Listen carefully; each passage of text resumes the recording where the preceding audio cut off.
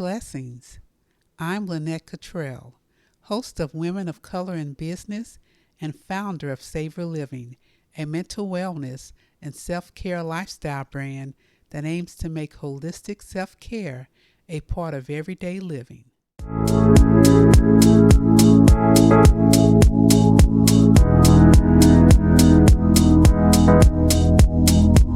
Women of Color in Business is sponsored by Savor Living.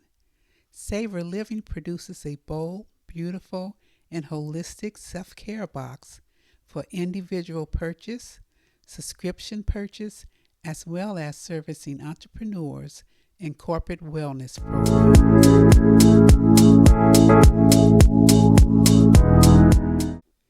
Welcome, everyone. Here on Women of Color in Business, you will find your tribe of brilliant and bold women of color entrepreneurs. Our goal is to expose you to the concept of being a brave, successful entrepreneur while prioritizing your wellness throughout your journey. On this podcast, I will interview fantastic women of color entrepreneurs in all stages of business. This platform will also provide you with mental health solutions, great meditations, affirmations, small step tools for creating great habits, and a whole lot more.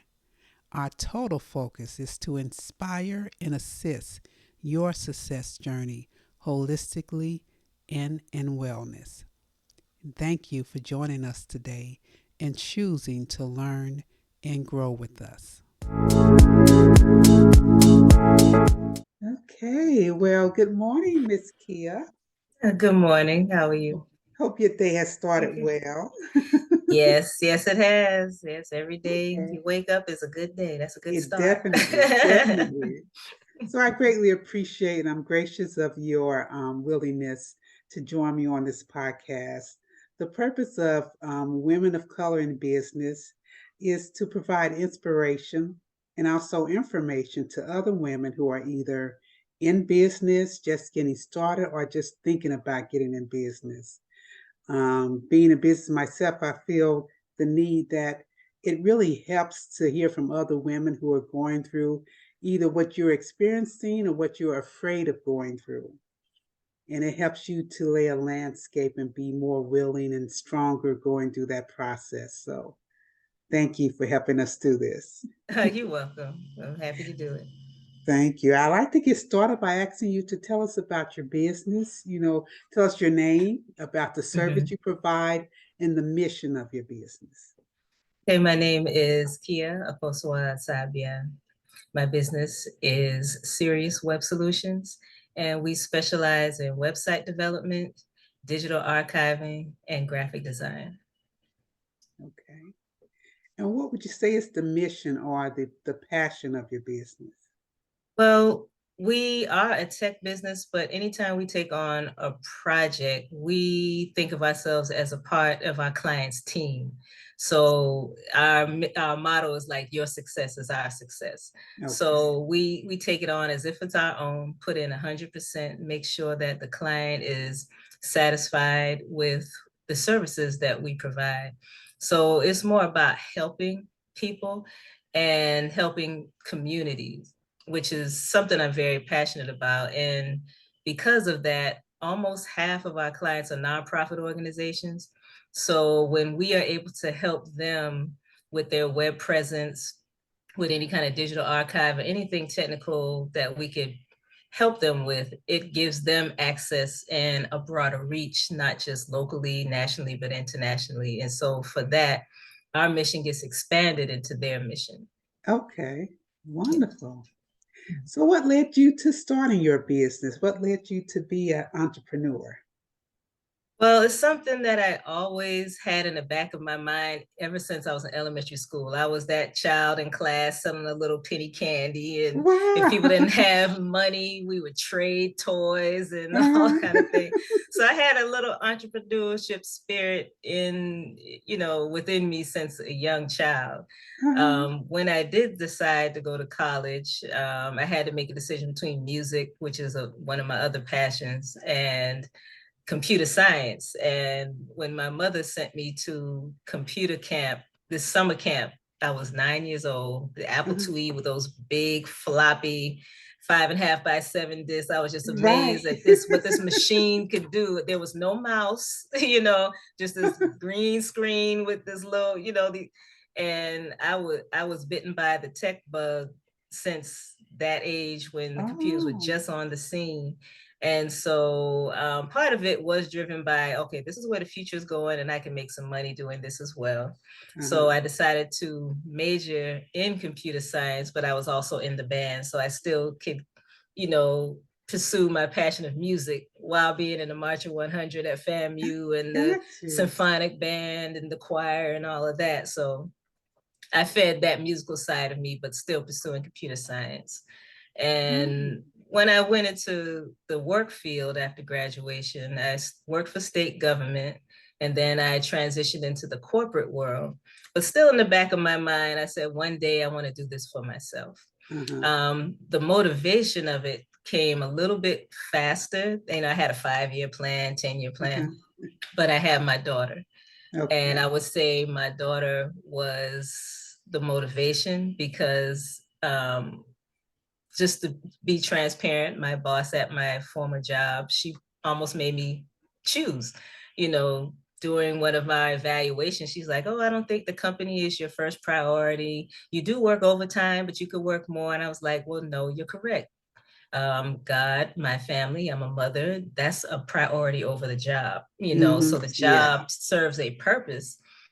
But I let her know, it's like, I can work overtime, but you need to give me enough notice because daycare, I have to notify daycare, make accommodation for my child. Sometimes I would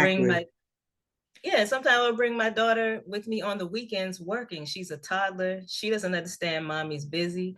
So and when she said, it's not your priority, but I was like, okay, this is not going anywhere fast. I've never had complaints. Y'all giving me 3 raises in 2 years and you're still not satisfied with my performance. And I took a leap of faith. I was like, you know what? This isn't worth it. I resigned because it was stressful. I was making a lot of money, but I wasn't enjoying it. And I was missing my daughter growing up. And she was worth the sacrifice. So that put me into the entrepreneurship field a little bit sooner than I expected. So 2004, I took that leap of faith. While doing that, I was also getting my webmaster certification while I was in corporate because that's where technology was going. While I was in school, it really wasn't a thing. The internet was new. Web programming wasn't being taught in schools yet because anytime they throw out a new language, they want to see if it's going to stick first before they really start putting it into the curriculum. So by the time I graduated, they were just thinking about it. They might have had one HTML course. And a coworker of mine said, look, you might need to go back to school, get your webmaster certification, which I did at Florida State University. And that was the best decision ever because clearly web design is stuck all these years. Yes, it's so true. It has so that was the motivation to become an entrepreneur sooner because it gave me so much more time for my daughter. I could chaperone on field trips, do all these things and adjust my schedule to accommodate her. So that's a decision. It was a little lean in the finances at time, but it was worth it. It was more rewarding because I see her now. She's about to graduate from college, and the sacrifice was all worth it. Every bit. Yeah. I love that story. So you chose your priorities and you did a lot of self-care. Yeah, you took care of your mental health, your emotional health, and your spiritual health. Yeah. And making that leap into entrepreneurship. Oh, so yeah, I like that. Important. I think we need to do that more often. We need to weigh the priorities and decide, choose how we want to live this life. And you chose, you chose to be in sync with yourself. So that's beautiful to see. Wonderful. So how long have you been in business? 2004, I would say, is the official start date because that's when I left corporate America. So almost 20 years. Yes, it's next year you'll be 20 years. Yes, nice. Yes, wonderful. What would you say in getting your business started? What was your greatest challenge? Discipline.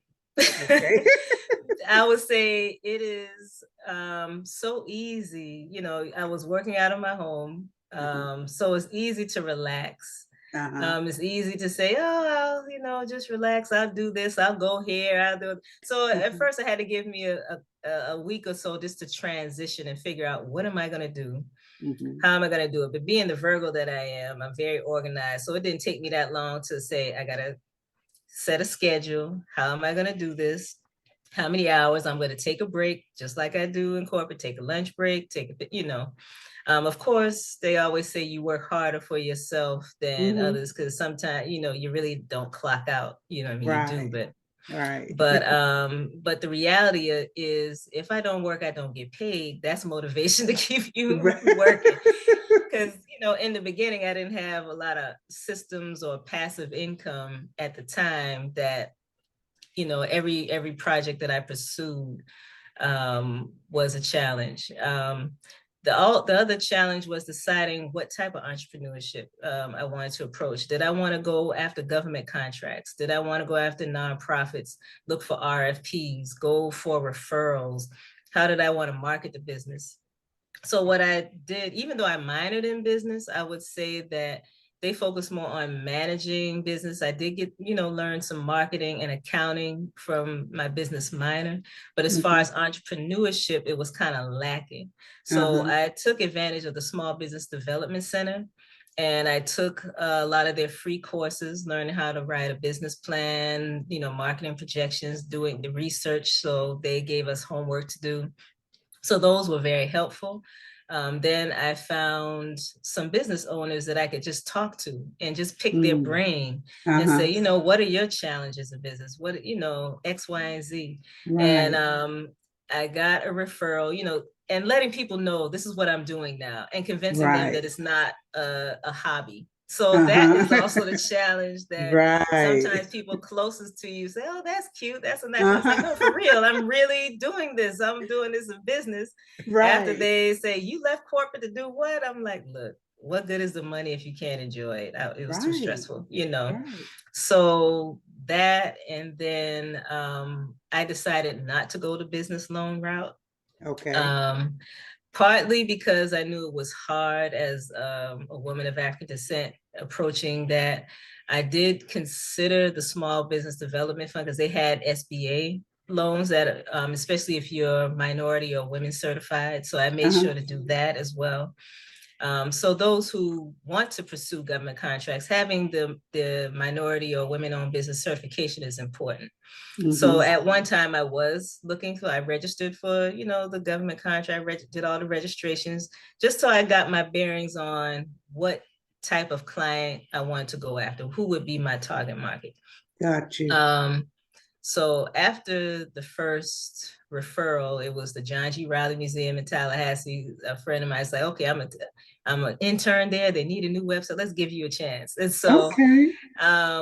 with that, I was happy because that organization, the museum, had a name. It was established. And once you get one good established client, that's proof of concept and you do well, and then you can name drop and then others would follow. Ah.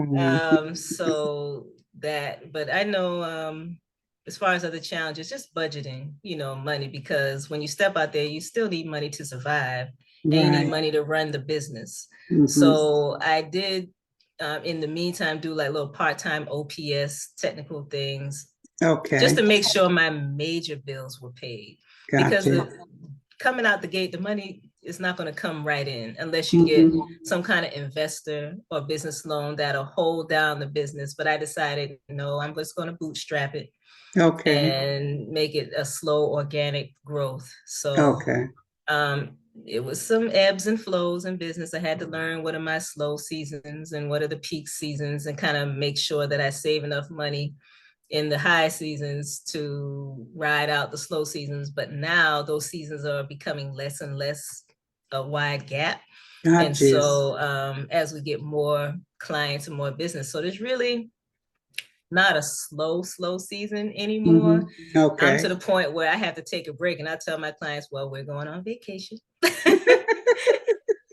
for a few weeks. If you have any requests, we will check for any emergencies, but Okay. projects will resume. So I'm grateful that we're at that point where we have to say, no, we need to take a break. Right, right. So, but definitely the challenge was the finances, the challenge of the business can't grow but so far, which is me by myself. So I learned that through Andrew Morrison with his small business boot camp. He was like, look, list all the things you have to do for your business to be successful.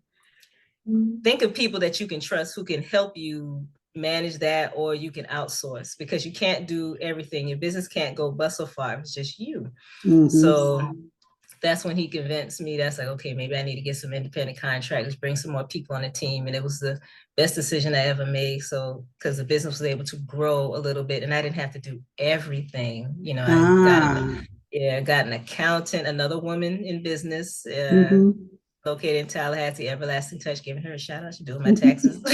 Been doing it all this time because I used to do my taxes, and then business taxes got to be too much. So she was a woman in business. And I've been working with her ever since. So that was part of my team, even though, you know, your team doesn't necessarily have to be an employee or an independent contractor. There's people who support different aspects of your business just to keep it moving. So she's my go-to person in regards to taxes and things. So, okay. Yeah.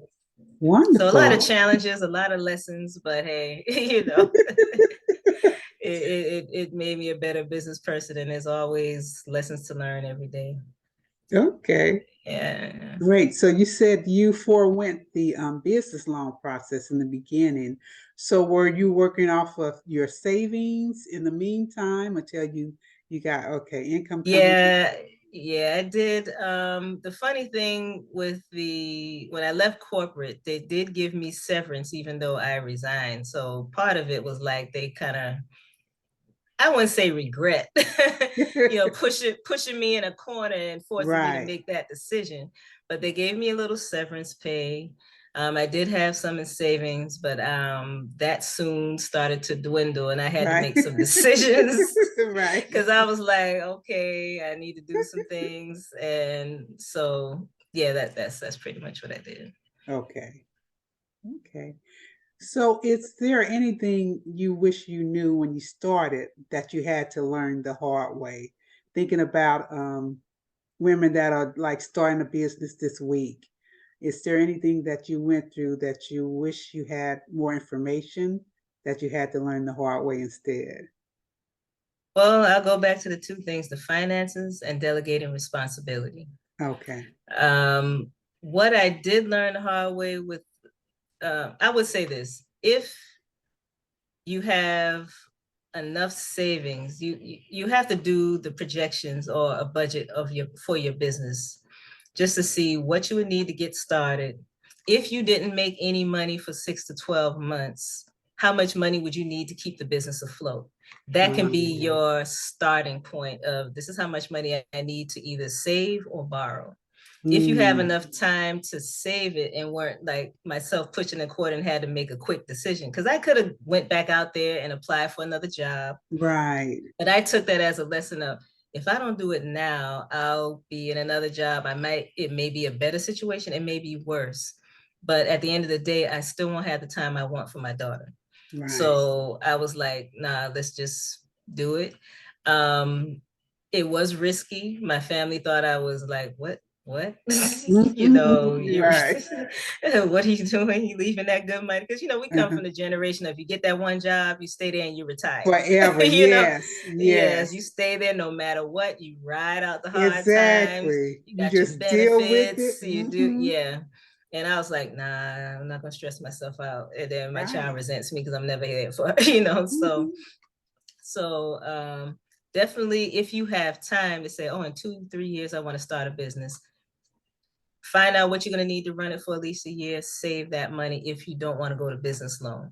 Depending on what type of business you have, because with the technology business, as long as I have my computer and the necessary software, I can kind of move. But if I'm selling a tangible item that needs capital to bring on inventory and things like that, that's a different situation. Because you can't move your business without your inventory. So you're going to need to have that capital for that. A line of credit would be good. Some kind of revolving line of credit if you don't want to go on a business loan. That's an option. The last resort would be a credit card because the interest rates are so high. Try to, that would be the last resort. But definitely make sure your finances are in order. If you have a supportive family, go there first and they can invest into your business if they have the means to invest, family and friends. If they do, put it in writing, put it in the contract, whatever the agreement is. Yes, it's family, but in order for them to take you seriously and to feel confident they'll get their money back, put it in writing, just to say, no, I'm serious. You lent me this much money, I will pay you back with this much interest. Here are the terms, blah, blah, just like you would a bank. And then some family will be like, no, we believe in you. We're going to give it to you. We just want to see you succeed. That would be wonderful. Right. Yeah. So I would say find all those venues first before getting a loan, because no matter if you make money or not, they're going to want their payment every month. That's just the reality. Right. The other thing with delegating responsibility, I learned the hard way. Finding people that are not only good at what they do, but you trust them, that you don't have to micromanage all the time. I tried, when I first started, I tried like internships with college students. I had a virtual assistant. She was great, but the reality, when you're working with college students, their education comes first. So you can rely on them, but to a point, and you have to be mindful that their schedule will change. And there are I had some good experiences with college students and some that weren't so good. Finding people who will be an integral part of your team, at least in the tech field for myself, I made sure that when I brought somebody on, that we both had the same skill set. Because if they dropped the ball, I would need to jump in and make sure the project gets done. So I would not add on a service to my business where the other person or another contractor, they're the only one who knows it. Gotcha. Because there have been instances, and I went through a couple of independent contractors, and there are some interesting stories behind that. The deadlines were, hey, the deadline's tomorrow. Did you finish? And I had to stay up late, doing their part.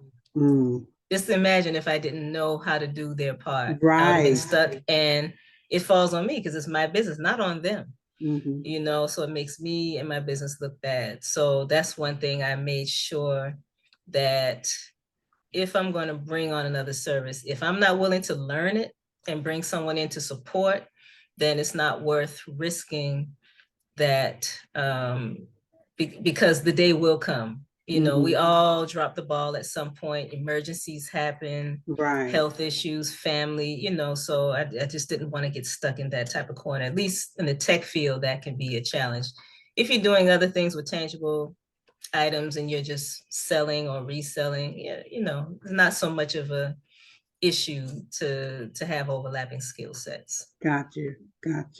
Have you ever used, when you talk about using subcontractors, have you ever used services like Fiverr? No. Are they all personally known to you? Yeah, personally known. When the outsourcing and freelancing came on the scene, a lot of my colleagues would say, oh, I got this person in India and this and that.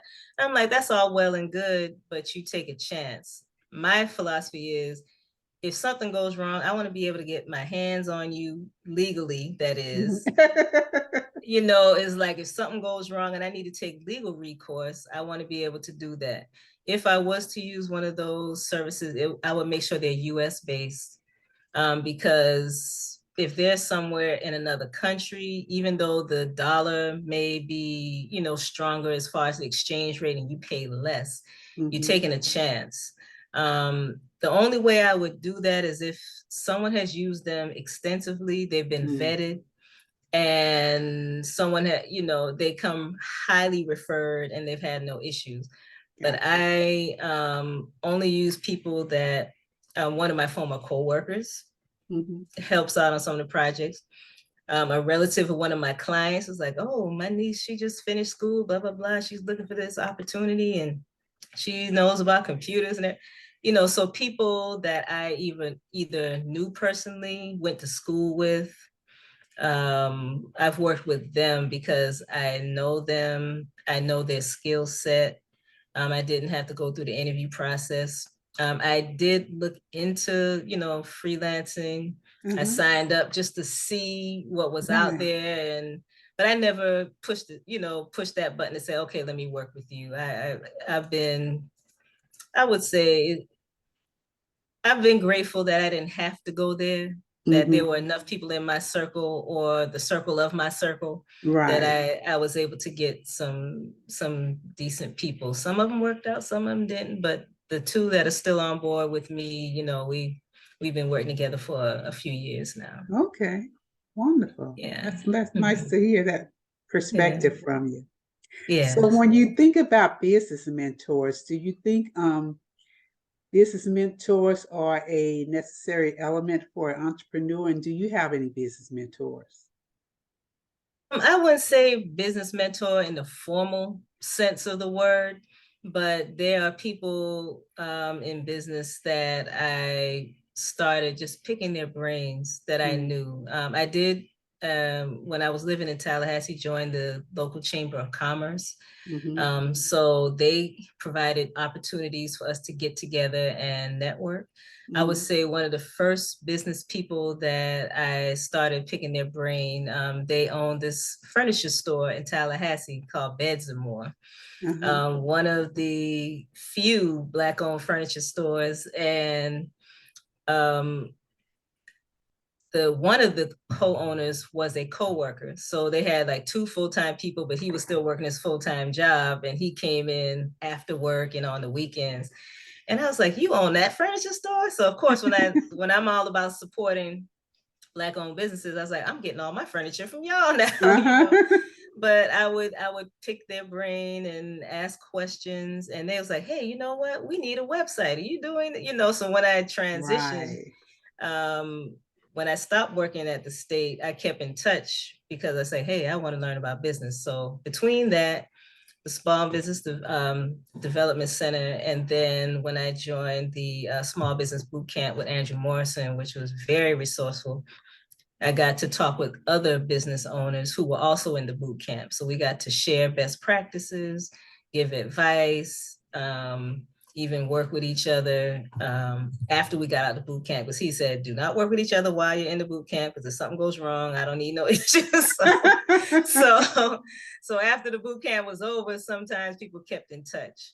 Okay. But I wouldn't say a formal mentor, we meet every month or meet every week, but I'm always taking the opportunity just to talk and network, going to different conferences, like Black Tech Week and things like that. So those are also important as well. Okay. So you spoke about the Andrew Morrison Boot Camp. Tell us a little about that. Is that, because that's my first time hearing about it. So is it something that's ongoing or? Yeah, it was in the, let me see, early 2000s. Okay. And he kept that going for a number of years. I know that, let me see, he transitioned to working with youth in business, teens in business. He's up in New York. Okay. He got his start because before diversity marketing was a thing, he was the diversity marketing person. He was even featured on Oprah Winfrey show, and he was a young man of African descent young at the time. But he was working with these companies to say, you need to change your marketing to attract a more diverse audience. Not only that, diversify your team, because a diverse team, you have a better option of having diverse ideas and thinking out of the box. And so he kind of laid the groundwork where a lot of agencies grew out of this, and that's their thing now, of diversity marketing, Right. So that was his claim to fame in the beginning. And he decided to transition and help smaller businesses. He's like, I work with corporate businesses all the time, but our smaller businesses, there's some things that he learned that he wanted to share through the Small Business Boot Camp. And so now I know recently he's been focusing on teens in business up in, he lives in New York. I think he's still up there. So every now and then on his mailing list and see what he's doing. But Okay. he was very instrumental in helping me to learn how to delegate responsibility. That was the Nice. key thing I learned from him. Nice. Yeah. Wonderful. Okay, so what would you say have changed in your business or your industry recently, and how have you addressed that change, if it affected you in any way? Yeah, I think the biggest thing that affected it is good and bad. I wouldn't say good and bad. There are pros and cons to this change. Before, all websites were custom coded. If you didn't know how to code, you were not getting any kind of website. Right. What has happened now, they have these hybrid tools and these website builders. So now you can go on Wix or Square or SquareUp and all this. Anyone can put some things together and boom, Right. you have a website. Right. But one thing that I learned when I went and got my webmaster certification, there are web standards that you have to know. That's almost like important things like ADA compliancy. Things like how to fix your content in regards to the amount of text. So there are just certain standards that only someone who is certified or went to school for website development would know, because there's a certain structure you have to follow, even with the navigation, the 3-click rule, how not to make something user-friendly. Something simple as, when you have an external link, make sure it opens outside the window, not inside, and you lose your website. So there are certain standards that are getting lost because of these quick, anyone can build it website builder sites. But so it affected web designers because everyone's going to try and do it themselves. And I had some clients say, I'm going to try this. And then they come back like, I need some help because I can't make this do what I wanted to do. Right. So we still have a place, because I would say the good thing about those website builders is those that do not have the budget, they can get some kind of web presence out there. So it gives more room and access to those on a lower budget. But I say that's a good step, just to get the word out.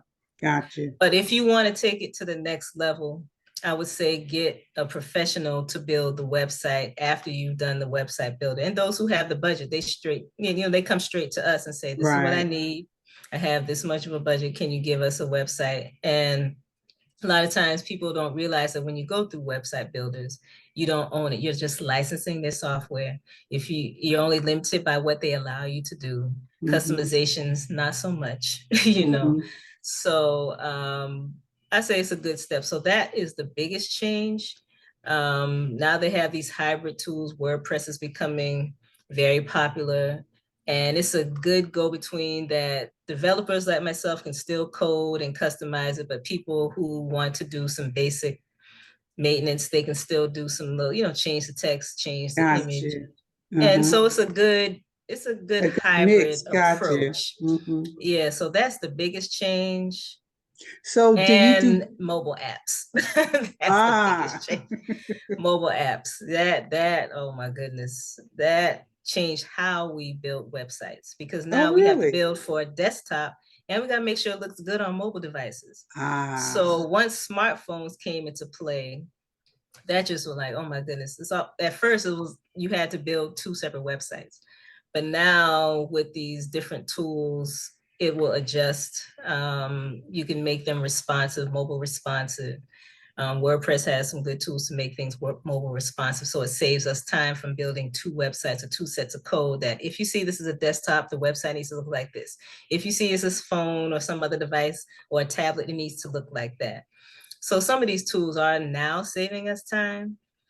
Mobile app development, I thought about going into it, but I said no, because it changes so fast. Every time you have a new operating system on these phones, you have to adjust that code. And so now they're coming up with hybrid tools for mobile apps. So I may rethink it, because these tools, if you know how to build a website, it'll convert the code to the native code for these mobile apps, and it will keep up with the changes in the operating system. So we may revisit that now that these hybrid tools for mobile apps are being developed. Okay. Yeah. Very, very interesting. Okay. Have you had other models in your family for entrepreneurship, or are you the first entrepreneur in your family? The first, I remember there was a cousin on my father's side had a store, the neighborhood store, Shine store, So, every Black neighborhood has that convenience store. So Right. I do remember going there as a child. We're talking with my grand aunt. My great grandfather was an entrepreneur. So there were some other people who were business owners in our family. Okay. So I did have a few examples. Yeah. Okay. Wonderful. Have you ever thought about closing your business, and what has helped you to stay the course the most? Well, during those lean times, Uh-huh.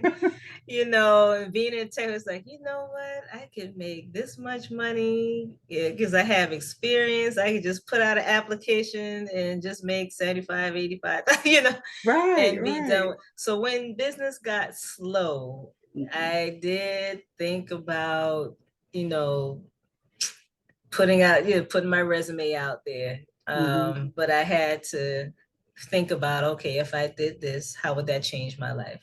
mhm, What would that do with what I've built so far and the time that it would take from my daughter? mhm, So those reality checks, I was like, okay, let me just buckle down and work smart and work harder. So I just had to figure out, I said, something I need to do different. I can't keep doing this because it's not working. Maybe I have to try it this way or market myself differently this way. Start going to more conferences and Chamber of Commerce events. So I had to try different things to see what works. Collaborations that I think that helped boost the business when you're working with another business who have clients that need your service and your clients uh-huh, need their service. uh-huh, So the collaborations were very helpful. I've on various occasions collaborated with people who are in marketing or grant writing, who also would teach grant writing. She's like, oh, my client, the community college says they also need someone to teach basic HTML. If you come under as a subcontractor, then my business can add that to their list. And so that ah, brought in extra money because they were teaching grant writing and business development writing, but they didn't know anything about HTML. But under their business, I was teaching those basic courses at the community college, a couple mm, hours, a couple times a week. And that mhm, helped bring in some extra money. So I had to be creative in the right, right, beginning if I wanted to not have 8 to 5 anymore. right. So I had to be very creative. And so those collaborations, they still work today. They still work Okay, today. Yeah. good. So, Mhm. do you do a lot of networking today? And if so, what would you say are your major networking events? Well, now that I would say prior to COVID, and now that we're coming out of um, the conferences, I would say participating in and speaking at some conferences. That Okay. one client I told you about, one of my first big clients, the John G. Riley House Museum, that opened doors to clients that I have even projects today over the 20 Oh, years. So through them, the founder, Mrs. Altemise Barnes, she started a network called the Florida African American Heritage Preservation Network, which is a network of about 40 or so African American museums and historic sites in the state of Florida. okay. Wow. After she did that, they have a biannual conference. She's like, you know what? Some of our members need your services. And unfortunately, people who they brought in some other tech people, but they would talk over their head. They may not be of our community, and so they didn't have the additional vested interest in the Right. mission of historic preservation. So when I came on board, she's like, hey, maybe you can speak at our conference about technology and this and that. And luckily, I'm not a shy person. As you can see, I can talk, Right. I come from a long line of ministers. My brother's a minister, my father. So the gift of gab is like is nothing to me, Natural. you know. Yeah. So I was like, yeah, I could do that. So I put together my PowerPoint, did that presentation, and that got attention. So it led to other presentations. Okay. And it led to some of the network members needing help, you know, with their technology. And then over the years, it led to now the Association of African American Museums is now our client, which is the network for all of the museums in the United States and some in the Caribbean. Oh, wow. So they are not, and then so that led to me doing a presentation there at the Association of African American Museums. And so, and we're preparing to do, I'm doing one in August coming up for July. So this will be this year, I've done maybe 4 or 5 presentations at the Association of African American, and that led to other clients and other projects. So that one Raleigh Museum, now I'm working with the association that connects all of the African American museums and historic sites in the country. So I'm very grateful for that connection. So yeah, amazing. So and that was your first. That was your first client. Yeah, my first real client. You know, not want to say my first real client, my first nonprofit organization client. Gotcha. You know, because my first client, I believe, was the Beds and More Furniture. You know, so that was my first business client, and this was my first museum or nonprofit organization, which led to others. So the Association of African American, I mean, we're rebuilding their website again. You know, so that will be launching soon. And that actually led to like the Caribbean Studies Association, which is an international organization. So that one museum led to all these other associations. And like I said, sometime I'm a part-time historian because I love learning about our culture and our history.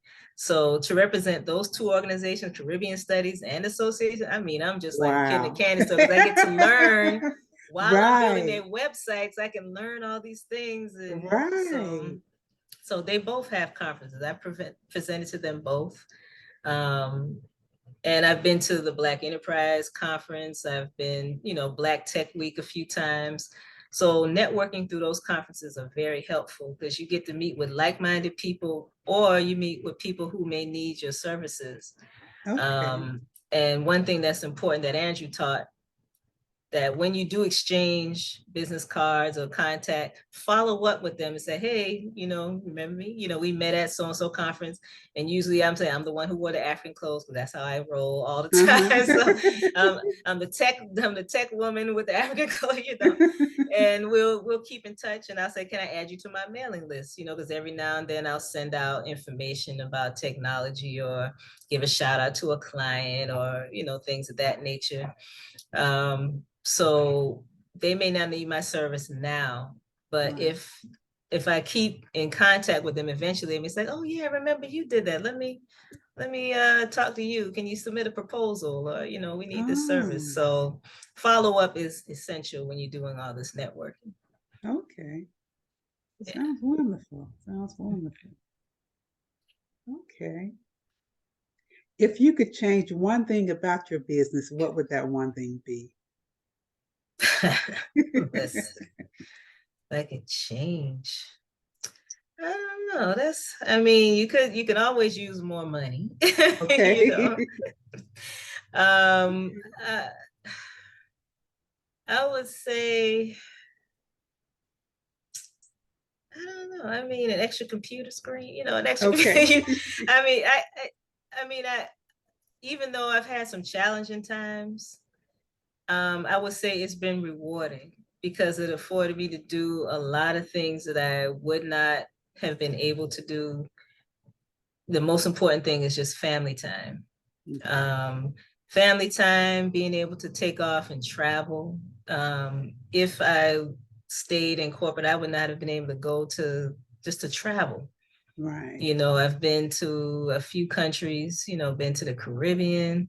One of my clients was the, we like acronyms, SAFON, the Southeastern African American Farmers Organic Network.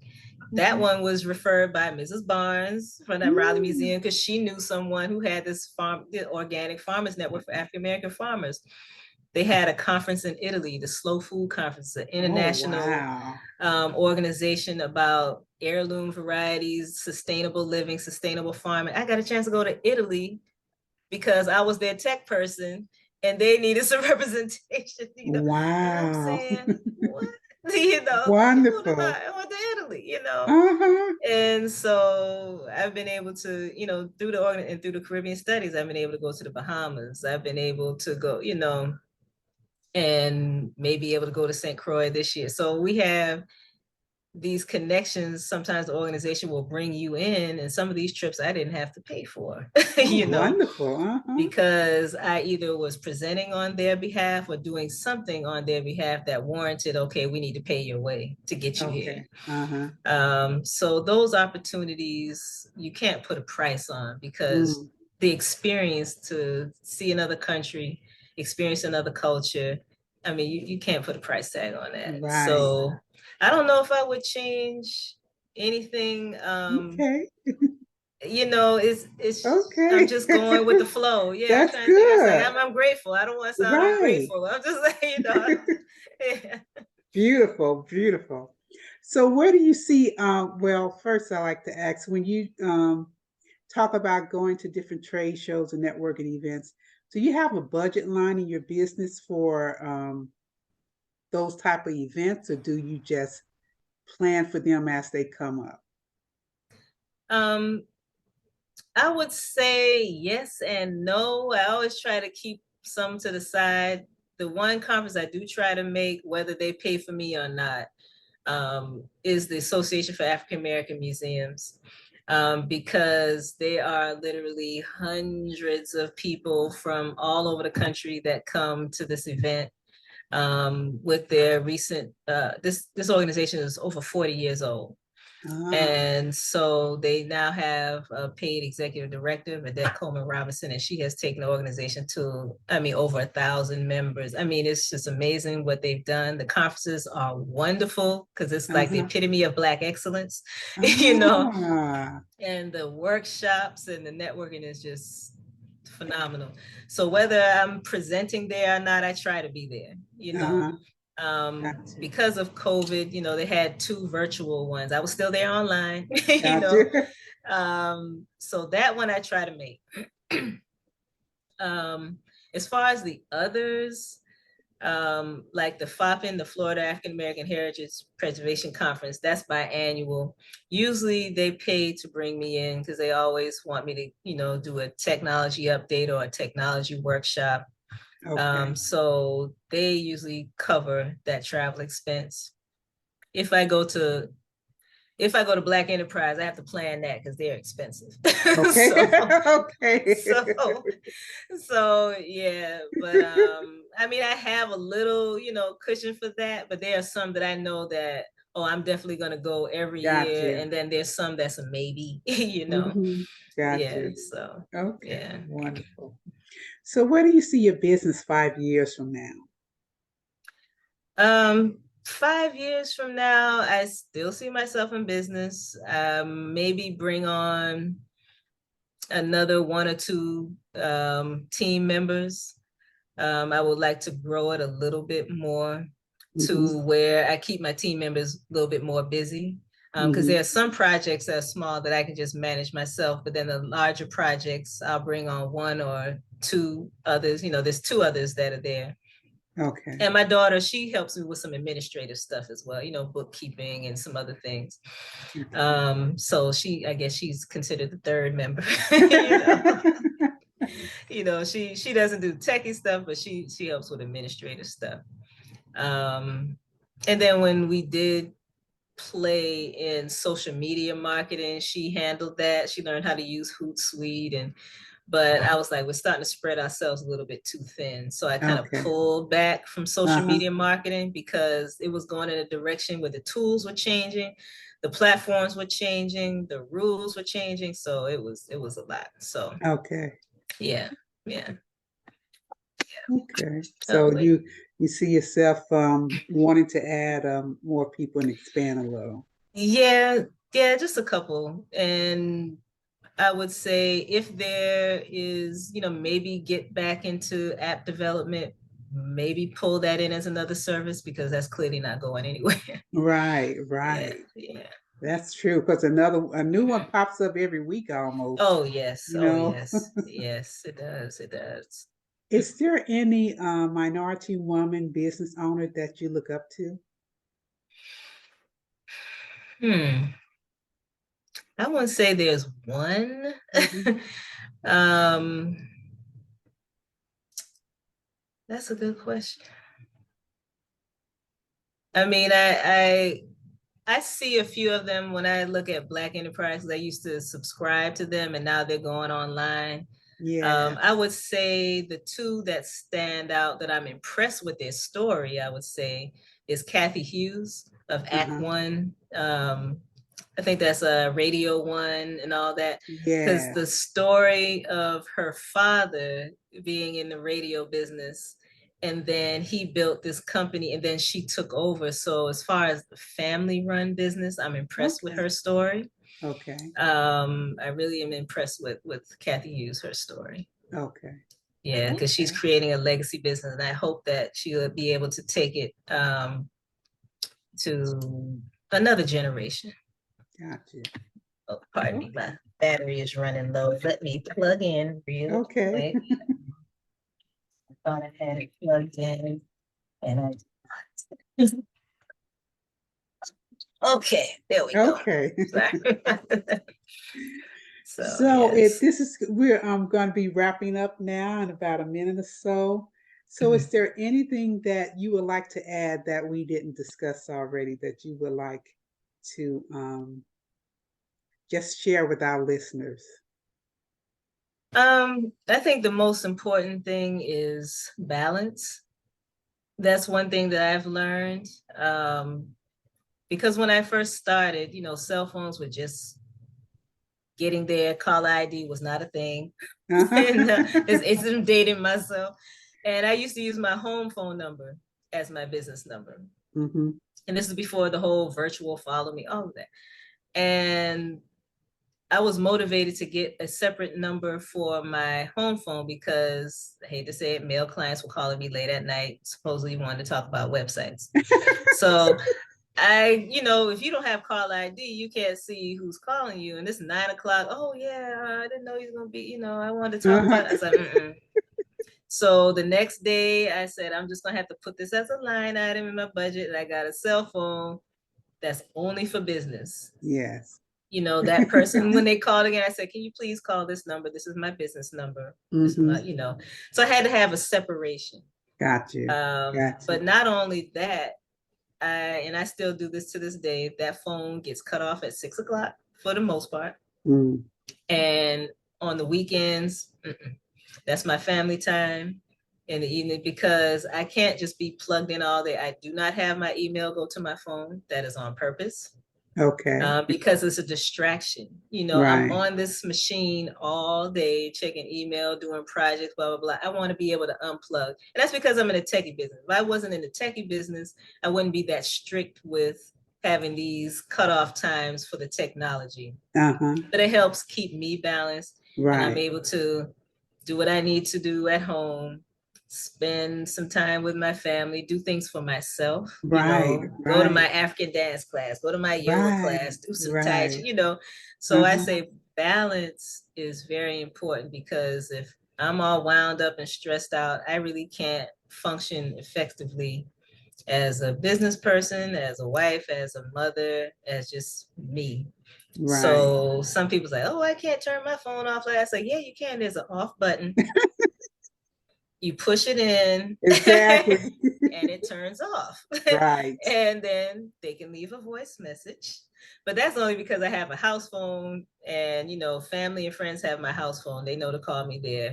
Mm-hmm. Phone, I try to keep that, even though my family has my cell phone number. But I try my best, only give that out for business. And that's the only way they can reach me. Gotcha. And you got to look at the phone as a physical business. Like when the store says I'm closed at 6, do you get into the store? No, you got Right. to come No. back when the business is open. You're right. you know so if anything, I would say balance is very important, because So, oh, you're missing an opportunity. It'll be there in the morning. I'm not going to get stressed out. So, and I mean, it's not perfect because there are times when I have deadlines and it may require a few extra hours. I may turn the phone off, but I'm still working, and, on the machine, and they may be able to reach me through email, but even with email, I don't respond after a certain time because then you think you can just, Becomes a habit. So I'll respond. Even if I see it coming through and I'm working at 9, I won't respond until the morning, So I had to train my clients to, as far as when it's like, yeah, I know you don't work on weekends. You correct, I don't. So sometimes I'm like, are you saying that as a compliment or you hating on me or something? Okay. So I like that. So it sounds like you set very healthy boundaries, and so you're sharing with us. It's important to set those boundaries, even though you're an entrepreneur working for yourself. You still deserve your self time. Oh yeah. Even though you're not clocking in and clocking out for someone else, you're working for yourself, but you still need to set those boundaries. You have to, and it's important. And it's kind of funny that what's the woman who Ariana Huffington for Huffington Post? She wrote a book or did an interview. I think I heard her on NPR. She was saying the same thing. And I was like, I've been saying that. She's talking about how she doesn't get on social media or she doesn't do email and she turns her phone off and she takes time for self. And I'm like, yeah, even she gets it, Right. So I'm not the only one that think that, and she's running Huffington Post, Right. So it was, that there are other women who realize more today than more than ever. I say that balance is so important. Right. Because and one of the things I think that we deal with today as women entrepreneurs is that there's a lot out there focused on what it's called grind culture, like working if you're not working all the time super hard, or you're not dead tired when you go to bed at night, you're not really trying to build something. And I think, and I hear that you think and feel too, counter to that if you're on empty, you have nothing to give. No, because you grind yourself into the ground or into a hospital bed. Right. So then what's the purpose? Exactly. You can do more quantitatively when you're in a better state, when you're full, when you're resting, when your mind is at its best. Yes. So wonderful. Exactly. Wonderful. So I have a couple of questions that I ask all of my guests that I'm going to run through 5 of them with you, and they're just personal fun questions for you to answer. So the first one is, what's your favorite pastime? African dance. Yeah, African dance. Yeah. And what do you do when you need to take care of yourself? Well, other than go to African dance class, I started going back to yoga class recently.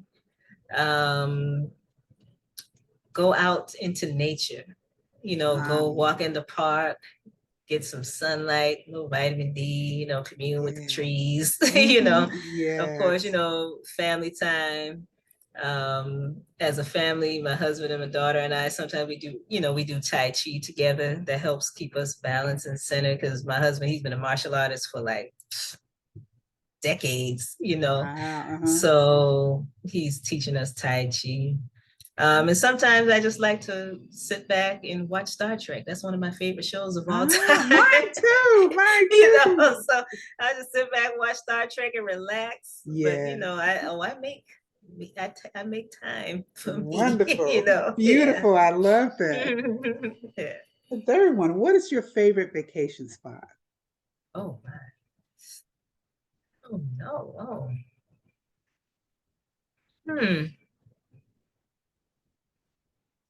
I've been to a few places, but I would say the 2 places that really stand out that I will go back to One is the Bahamas, and not the cruise ship Bahamas. I'm talking about the real Bahamas. All right.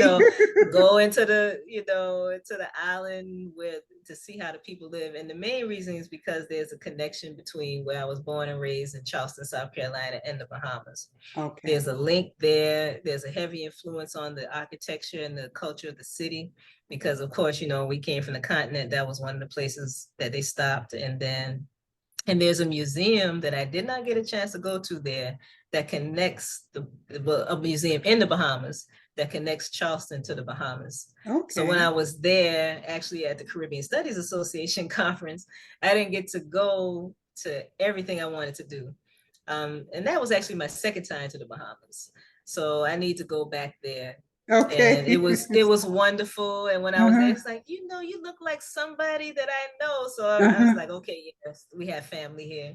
So I want to go back there and definitely go back to Ghana, West Africa. Been there once.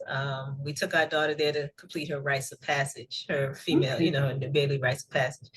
And to go back there, because when you're in a country where everyone, there's certain stresses you don't have to worry about. When you're in a country where most of the people look like you. I didn't have to worry about going in stores and people following me around. I didn't have to worry about if I'm going here, if there's a police, what are they following? Are they following? There was a certain relief because unfortunately in this society, there's institutionalized racism that exists on many different levels and microaggressions. Right. These microaggressions sometimes can be just as hard on a person's psyche as the blatant racism. Because it's bothering you, but they may not know consciously or subconsciously, like, that wasn't right what you just did or said. And that weighs on the spirit a little bit. And how do you educate people on, what, maybe you shouldn't, blah, blah, blah, blah, blah. And people, oh, you're being sensitive. Or it's like, no, am I really? Right. So there was a certain relief and stress that I didn't have to worry about. The friendliness of the people. I'm used to a culture where you speak to people, there's respect for elders, the youth knew their place. The youth, they were so vigorous and eager to learn. The education was important. So those two places, and I want to go to other places on the continent of Africa, but those two places primarily, definitely going back to, that left an impact on me. And I would be remiss if I didn't say Trinidad and Tobago, because my husband's from Trinidad and Tobago. I really enjoy going there as well. So I want to go back, Okay. All those are nice places. All right. What would you say is your latest or your favorite book? If you had to share a book with our listeners, what would it be? It wasn't my latest book, but I enjoyed reading it. It's Maggie Anderson's Our Black Year. That one was really good because she emphasized, and still to this day, focus on supporting and uplifting Black-owned businesses. And the experiment that she did with her family. And since she lived in the Chicago area, it was kind of easier to only support Black-owned business for a year. And I actually, when she came to Miami, I got to see her speak in person. She was speaking at, I believe, Florida Memorial University. Okay. And I got to see her in person, get my book signed and everything. Okay. And that is a good book. But a book that I'm rereading now is called Power of the Subconscious Mind. Okay. That one I think is important because the way that you think does affect your reality. It does affect how you move, how you operate. And sometimes you may have to look at something from a different perspective to really see it for what it is. You may look at it in one perspective and it looks negative, but then you're like, well, if I turn it around, it's not as bad as I thought, and having a more positive outlook attracts more positive things towards you. So I'm rereading that because I have to remind myself of certain things. Because a lot of times in this culture, they feed a lot of news and things that are negative. We're fed a constant dose of violence. Yes. Things are over-sexualized. You're hearing about somebody got shot, this, that. So where's the good news? Right. Because it's happening. Yeah, there's good news happening. So we have tendency to focus on the more negative and dramatic things that are going on in our community, society, and not uplifting. So that affects the mind and the psyche a lot. So that, and then having a strong spiritual foundation, that is so important. So yeah, I'm rereading that book now, Power of the Subconscious Mind. Power of the Subconscious Mind. Wonderful. Yeah. Okay, and our final question, what is your favorite meal? Oh, I love Ethiopian food. Oh, yes. Give me some teff injera and some gomen wat and some alecho. That's like they collard greens, and they have this cabbage dish with carrots. And, oh, Ethiopian food, by far my favorite cuisine. Yes. Wonderful, wonderful. So thanks again for sharing all you share with us. I'm sure our listeners have gotten some very, very good gems from you. It was wonderful speaking with you, and I hope we can come back and do this again sometime. Oh, definitely. Thank you for the invitation and the opportunity. This was nice. I enjoyed it. Wonderful.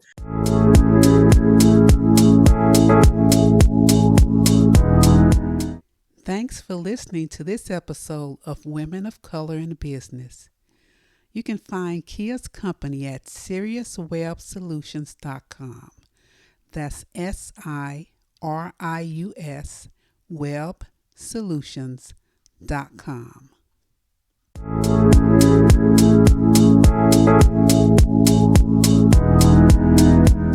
Join us again soon. If you love today's show, please subscribe wherever you listen to podcasts so you don't miss an episode. Don't forget to rate us 5 stars and please leave a review. We appreciate you so much. We'd love it if you spread the word on social media using the hashtag SavorLiving22. That's SAVOR Living22. And please share it with your fellow sisters in business. I'm Lynette Cottrell, and you've been listening to Women of Color in Business.